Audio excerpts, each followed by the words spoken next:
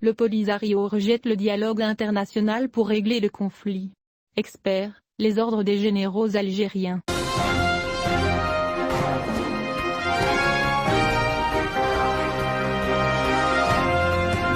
Le Front Polisario a renouvelé son rejet des résultats de la résolution N-2602 du Conseil de sécurité de l'ONU, qui a exhorté les parties au conflit à reprendre les négociations en siégeant à nouveau aux tables rondes, ce qui a été salué par le diplomate marocain, qui a exprimé sa volonté de participer à ces pourparlers politiques. Ibrahim Ghali, chef du Front Polisario, a confirmé qu'il ne participerait pas aux tables rondes sur le Sahara marocain, affirmant qu'il n'y a pas de garanties internationales, critiquant la prolongation par le Conseil de sécurité de l'ONU du mandat de la mission MINURSO, disant que l'organisation internationale n'a pas pris les développements. Ces derniers très au sérieux. Ghali a déclaré, dans une interview à la télévision algérienne, que le conflit n'existe qu'entre le Maroc et le Polisario, a ensuite ajouté, expliquant, l'Algérie nous a soutenus comme un groupe de pays africains, mais le Maroc essaie d'impliquer l'Algérie dans le conflit existant, pointant la détermination du front à développer sa lutte armée.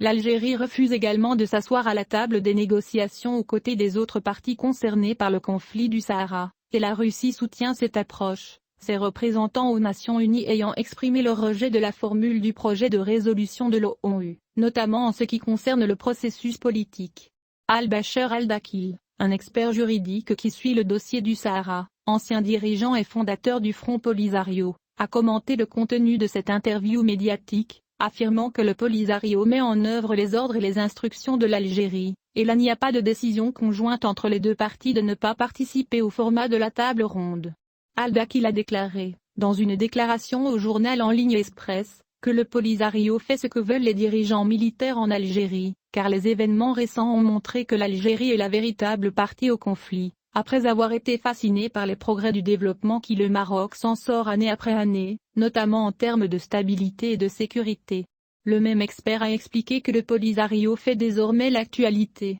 Parce que la propagande à laquelle il a eu recours il y a des années n'est plus efficace, a-t-il déclaré, notant que le front veut ignorer tous les résultats du Conseil de sécurité de l'ONU, mais il n'a pas la force nécessaire pour y parvenir. Le Conseil de sécurité de l'ONU a recommandé aux parties au conflit de revenir à la table des négociations afin de relancer le processus politique après une impasse de 3 ans, et cela concerne l'Algérie, le Maroc, le Polisario et la Mauritanie. Par conséquent, le retrait d'une des parties des négociations la mettra en confrontation directe avec la communauté internationale.